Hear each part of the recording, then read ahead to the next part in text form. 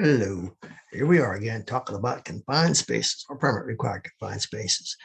We're going to look at a sample that's one of the appendices, and it's got like four of them. We're only going to look at the first one because a lot of them gets into like these valves like that don't really mean anything to us.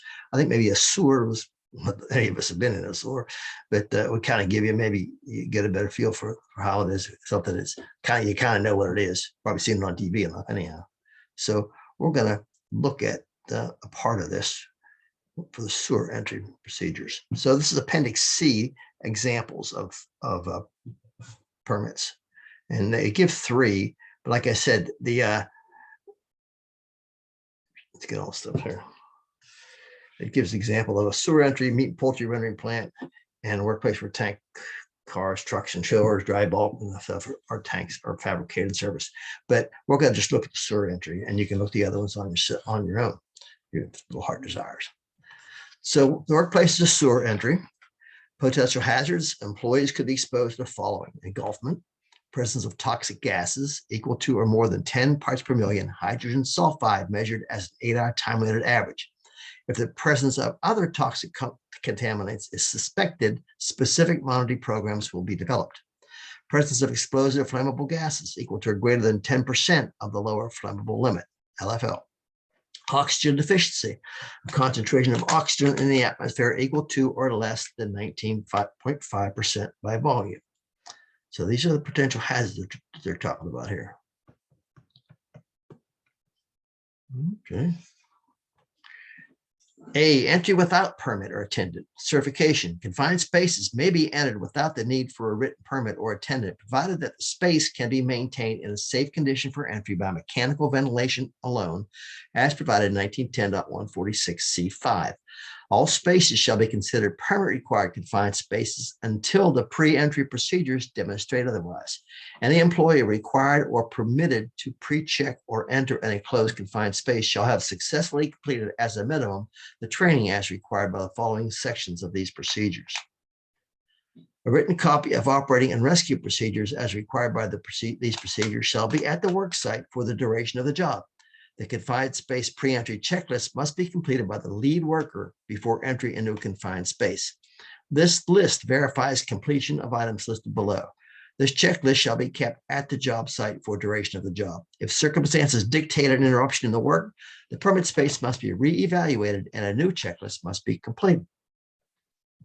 Control of atmospheric and engulfment hazards. Pumps and lines. All pumps and lines which may reasonably cause contaminants to flow into the space shall be disconnected, blinded, and locked out, or effectively isolated by other means to prevent development of dangerous air contamination or engulfment.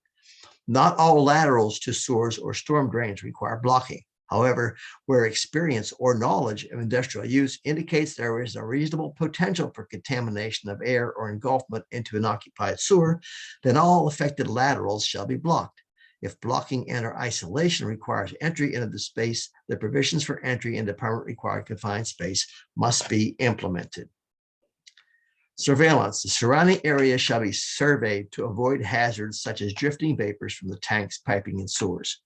So, I'm guessing you get into a sewer, you're in a large place. Actually, if you take the entire area of it, so you got to be careful that there's no drifting vapors coming in from other places.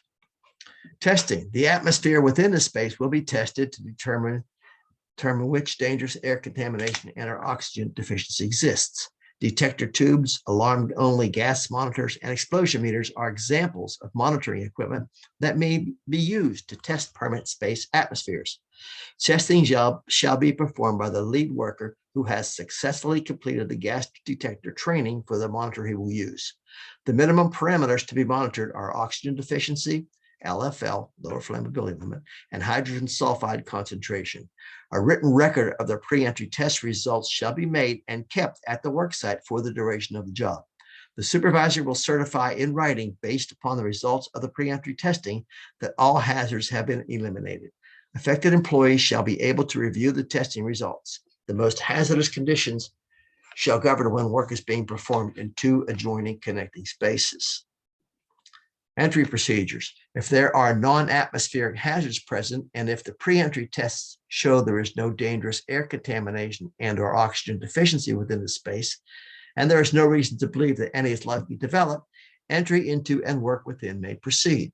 Continuous testing of the atmosphere in the immediate vicinity of the workers within the space shall be accomplished. The workers will immediately leave the permit space when any of the gas monitor alarm set points are reached as defined. Workers will not return to the area until a supervisor who has completed the gas detector training has used a direct reading gas detector to evaluate the situation and has determined that it is safe to enter. That makes a lot of sense what they're saying here. Rescue. Arrangements for rescue services are not required where there is no attendant. See the rescue portion of section B below for instructions regarding rescue planning where an entry permit is required. Here's section B, entry permit required. Now, evidently up to now, they're saying there's no permitting now. Now, permits, there's no permit required. Permits, confined space entry permit. All spaces shall be considered permit required confined spaces until the pre-entry procedures demonstrate otherwise.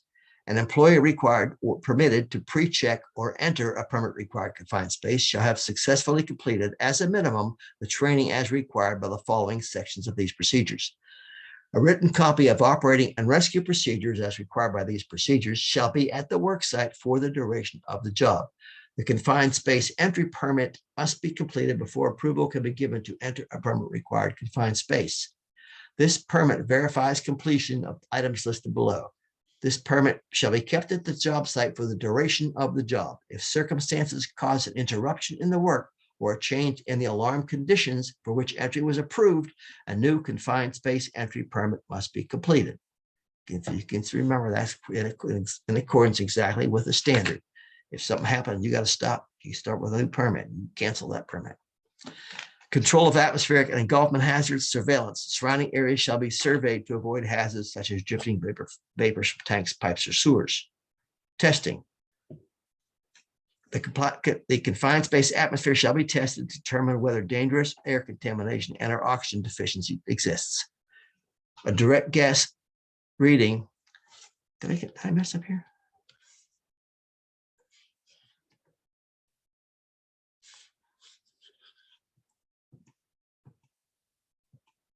No, I guess not.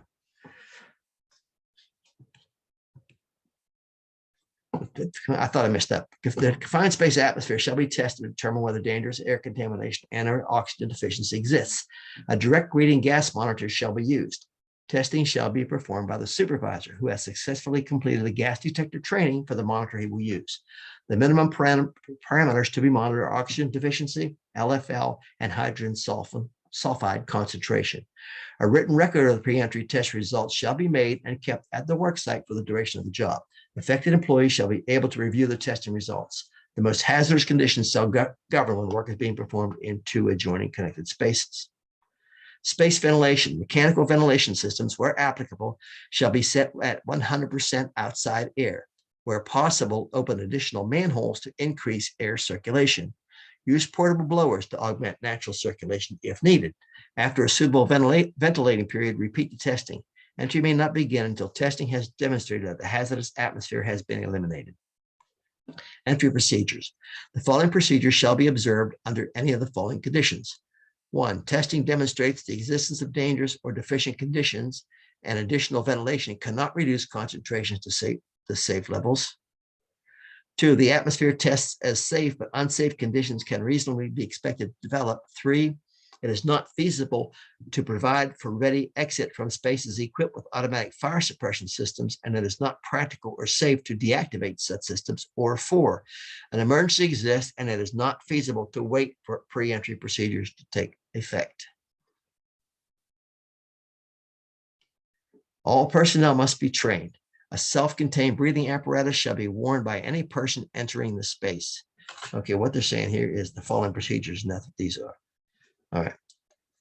At least one worker shall stand by the outside of the space, ready to give assistance in case of emergency. The standby worker shall have a self-contained breathing apparatus available for immediate use. There shall be at least one additional worker within sight or call of the standby worker. Continuous power communication shall be maintained between the worker within the confined space and standby personnel. If at any time there's any questionable action or non-movement by the worker inside, a verbal check will be made. If there is no response, the worker will be moved immediately. Exception: if the worker is disabled due to falling on impact, he or she shall not be moved from the confined space unless there is immediate danger to his or her life. Local fire department rescue personnel shall be notified immediately. The standby worker may only enter the confined space in case of an emergency wearing the self-contained breathing apparatus and only after being relieved by another worker. Safety belt or harness with attached lifeline shall be used by all workers entering the space with the free end of the line secured outside the entry opening. The standby worker shall attempt to remove a disabled worker via his lifeline before entering the space. When practical, these spaces shall be entered through side openings, those within 3.5 feet of the bottom. When entry must be through a top opening, the safety belt shall be of the harness type that suspends a person upright, and a hoisting device or similar apparatus shall be available for lifting workers out of the space. In any situation where their use may endanger the worker, use of a hoisting device or safety belt and attached lifeline may be discontinued. When dangerous air contamination is attributable to flammable and explosive substances, lighting and electrical equipment shall be Class 1, Division 1 rated per the National Electrical Code, it's NEC, and no ignition sources shall be introduced into the area. Continuous gas monitoring shall be performed during all confined space operations. If alarm conditions change adversely, entry personnel shall exit the confined space and a new confined space permit issued. Rescue: call the fire department services for rescue. Where immediate hazards to injured personnel are present, workers at the site shall implement emergency procedures to fit the situation. And that's the only thing we're going to look here in this one, because the others, just I looked at them and they're kind of full of things that like these valves and stuff like that, which you don't know what they're for, so don't mean a lot to you. So I think that's enough to kind of give you an idea what they're doing here. They're saying if you can get adequate ventilation, fresh air being pumped in there continuously is keeps the air safe, then it's okay. But it has to be be monitored all the time. And so it looks like a pretty common sense approach what they've done. Except maybe for the rescue, I don't know about calling the fire department. Depends on what kind of gases and stuff you're looking at there. Fire department is not really good on that type of thing. Here's what on emergency response, like emergency response teams, and I've heard this from a lot of people in the business. They'll get there and they'll set up a headquarters. So before they actually do anything, they're going to get there and get set up and get a whole bunch of stuff done. So if somebody's dying, that they're not going to be there for them. So that has to be a better way to do that. Except they did say they had lifelines attached and they get them out by that if they had to. So that's it for this. This is one we're going to look at. So we'll do one more thing, I think, on confined space before I let you out of this mess.